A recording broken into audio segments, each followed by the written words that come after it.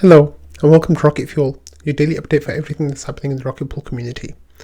So, today was a very, very, very busy day for me, where I kind of made it my list of things to get done. I said today I will definitely get a podcast set up for Rocket Fuel. So that's what I did. I bought a service provider called Podbean, where I ripped all the audio from my YouTube videos and posted it on here. And this will then allow me to get integration with iTunes and Spotify and all that good stuff. So I'm working on those integrations right now, but in the meantime you can go here and you can listen to all of the episodes that I've had so far. So all 35 episodes are on here now. So that was the number one request that listeners had, and it's here now. So I hope you all enjoy it and make use of it. So that's really good. Next, another thing that I did today was send out this POAP. So I said today I sent everyone who follows my Rocket Fuel thread a POAP to say thank you for supporting the channel. It was made by Sleety.eth Arrow, and he did such an amazing job of it. I'm so honored he made it, and I'm so thankful for all the support I've gotten from everyone here. So this is the POAP. It's really beautiful, as is all of Sleety's work. It's absolutely beautiful, and it's so kind of him to make that for free, you know. So thank you so much, Sleety. It was a really great thing that you did, and I sent out nearly 100 of those POAPs today because so many people are in the thread and follow along with what I'm doing, and it's really it really is. It's a really nice feeling that there's so much support from the community for this. Okay, so next we had this post from Maverick overnight, and he said, "Hi everyone, there are a few governance updates that you should know as we head into our full first strength proof of stake week. The third and final bankless invoice for Q3 will be paid this week. It's about $78,000.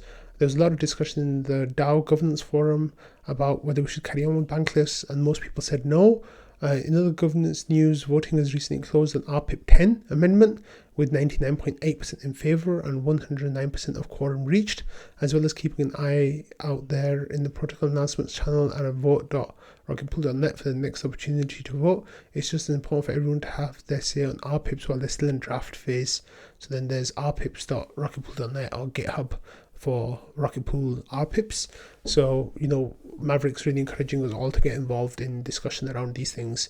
And he says, finally, post-merge, it's worth remembering that at this turning point in Ethereum's journey, that many Rocket Pool governance topics actually start out here as conversations in Discord. And as such, our occasionally profound insights hidden beneath the memes have a significant impact on Rocket Pool protocol and by extension the Ethereum ecosystem as a whole.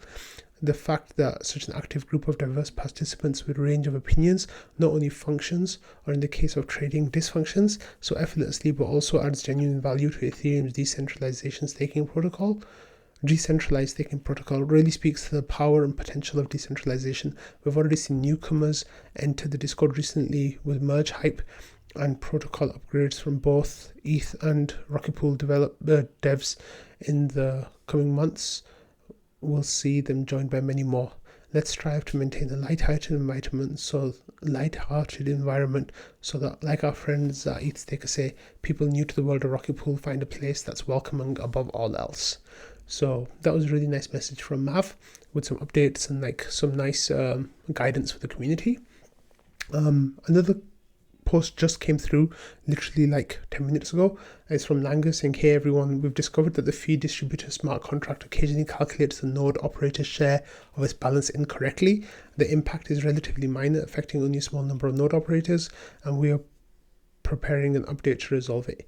We'll test the fix on Goalie, and once we are happy, we'll work with the ODAO to apply the update over the next week. And then if you're in the smoothing pool, it doesn't affect you. If you're not in the smoothing pool, please avoid distributing your priority fees MEV rewards until we can apply the fix. While we clean up the impact of any such distributions, there'll be less work for the team if we can minimize disruptions. If you're participating in the smoothing pool, you aren't affected, nothing to do." And a big thank you to Peteris and Motley Cow for helping with the discovery. Many thanks. So I guess there's not that much to worry about there, but just like hold off on claiming your rewards until that stuff gets sorted out. But let's move on. Oh, next we have something really exciting, and solarcurve commented in the ETH liquidity thread saying all of Balance's bribes are up. Can check hidden hand for the numbers. Any help in spreading the word on the new rETH RPL incentives would be much appreciated. Emissions start Thursday midnight UTC when the vote closes. So then, solarcurve then links to this Balancer page, and this is really, really cool. And Marceau says we'll promote the hell out of this. Thanks, solarcurve. And then for your information, there's a conversation that starts with someone else. So Marceau elsewhere wrote that Balancer just added $30,000 of rewards to hidden hand for the rETH RPL pair launching on Thursday night midnight UTC. Please help promote this pool. This helps us in about 3 ways. It deepens rETH liquidity, it deepens RPL liquidity, and it's a free co-incentive from a strong partner of ours. So because we are building such a long-term relationship with Balancer on mainnet and on Optimism, they're kind of like rubbing our back too. They're really going all out with this pool, and it's a 50% RPL, 50% rETH pool, and it'll add liquidity to both of them, add stability to both of them. So it's really exciting that this is happening, and they're doing it of their own volition. Like we're not currently putting any money towards that. So it's exciting that they're doing that, and it's really great to see. So hopefully that will do good things for the RPL price. Not that I'm talking about price, because the liquidity incentives to the rETH has definitely done really great things for rETH demand. So here you can see there's been another big deposit overnight of over 1,000 ETH into the deposit pool. And if you look at Rocket Scan and look at the amount of ETH that's coming in, sorry, let me just refresh the page to get the latest number.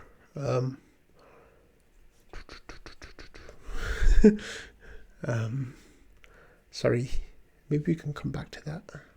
It's taking a second.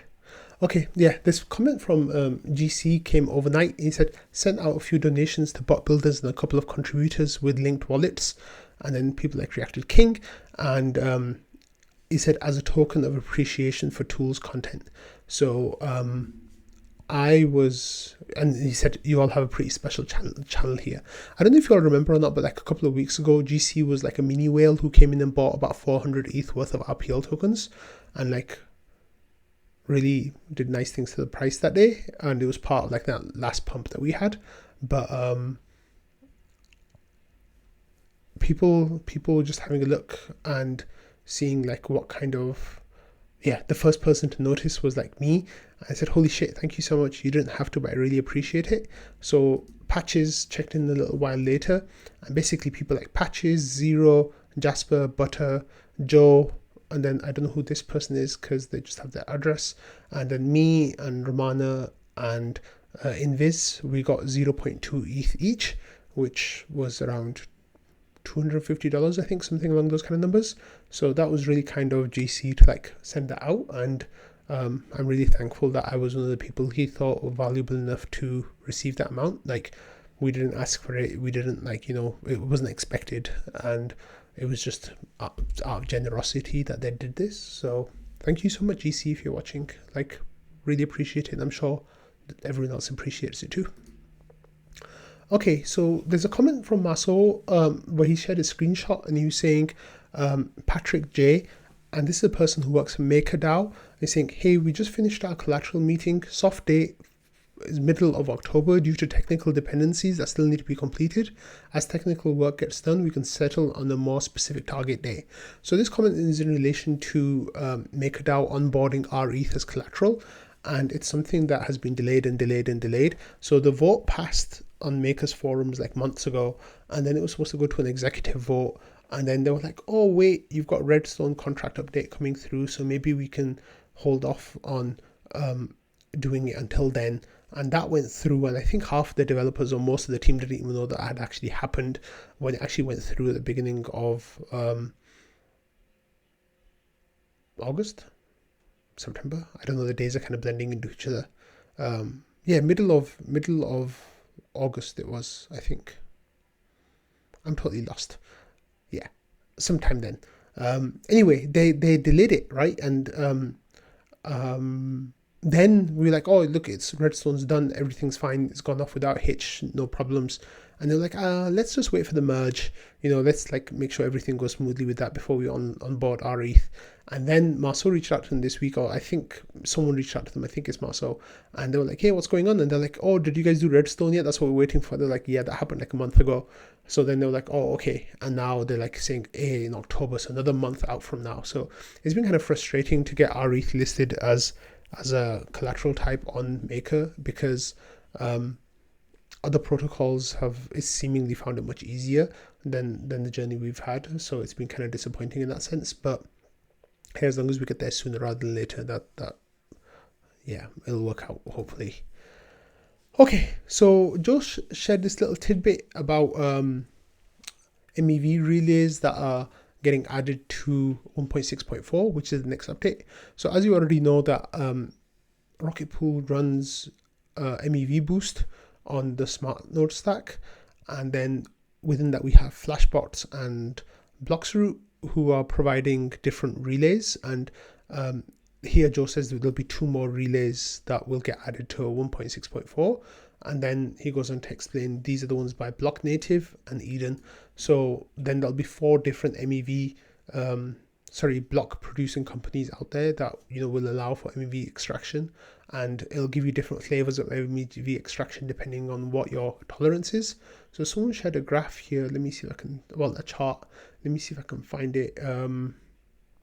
It is, sorry, I should have had this open.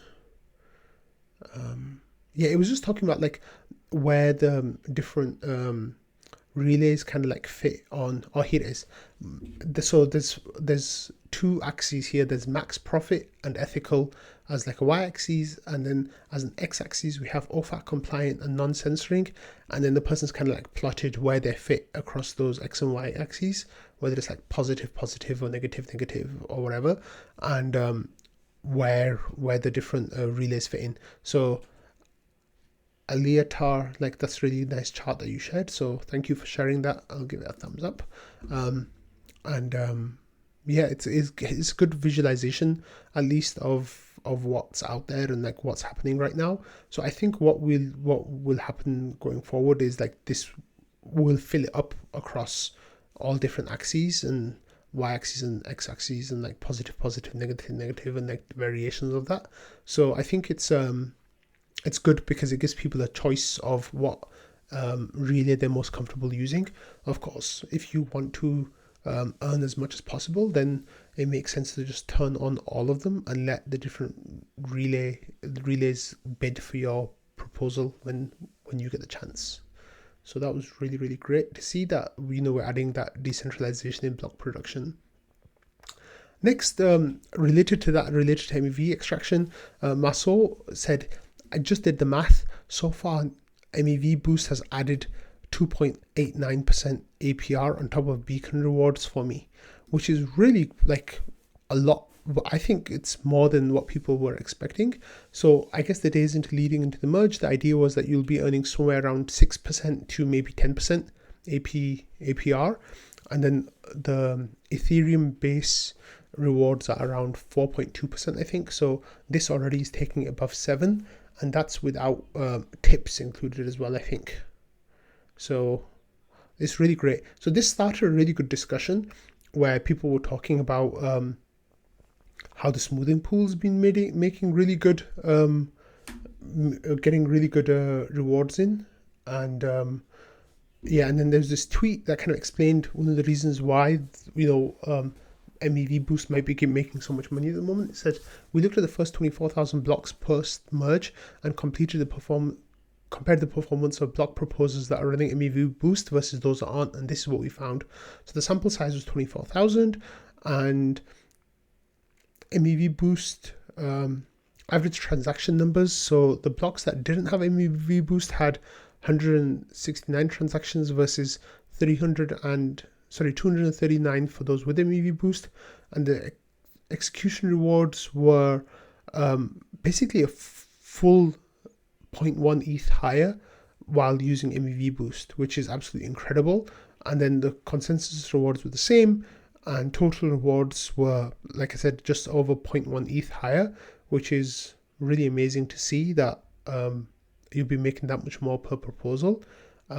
When you add it up over the course of a year, that could potentially be like more than half an ETH more than if you were not using MEV Boost. So I think that's going back to Marceau's comment. Then, like Invis said, smoothie would have been more. So as you know, the smoothing pool has been really great at getting value these last few days, and like the rewards are looking really, really good for the smoothing pool. So it's extremely attractive. Oh, I forgot to go back to this deposit pool numbers. So as you can see, like on the 17th, we had 6,500 ETH deposited and rETH minted. Today we've had 1,800. So these numbers, these last few days, have been like outliers, and it really lines up with LSD premium for rETH compared to the competitors who are still at a discount. So they're not holding their peg, whereas rETH now is a premium. So it just makes more sense to mint rETH through the deposit pool instead of buying it in the secondary market, which then has the amazing effect of like massive numbers of new mini pools coming online. So now we have 1,500 node operators and 7,500 mini pools, which is like truly amazing to see. So this here is Rocket Pool's growth right in front of your eyes, and I think it's just going to carry on, you know, as long as we have those that premium, and as long as we have incentives going, it's just going to keep going. And I'm really excited to see like where we are in the next like month or 3 months, leading into Atlas upgrade, maybe the beginning of next year. So it's exciting times for Rocket Pool, the protocol, and yeah, I'm really excited to be a part of this community and sharing it with you all. Tomorrow I have something really special coming up, and I've been like teasing a lot of things that are happening for Rocket Fuel in the coming days. I guess those of you who have stayed until the end of the video, I can like share this with you now. But I'm also going to start a new video, a daily video, which is going to do a summary of Reddit's rETH finance page, their daily page. So I'll be providing that every day, just like a 10 to 20-minute video talking through like the top posts, and maybe like finding the top 10 or 15 posts and talking through them, and like kind of giving you a flavor of the discussion that's happening there. So that'll be an Ethereum protocol wide kind of like a summary, catch up, but also about other crypto projects like politics and all that kind of stuff will come into it. And then tomorrow I am doing a new series where I interview people in the Rocket Pool community, and the first person I'll be interviewing for this series is Marceau, who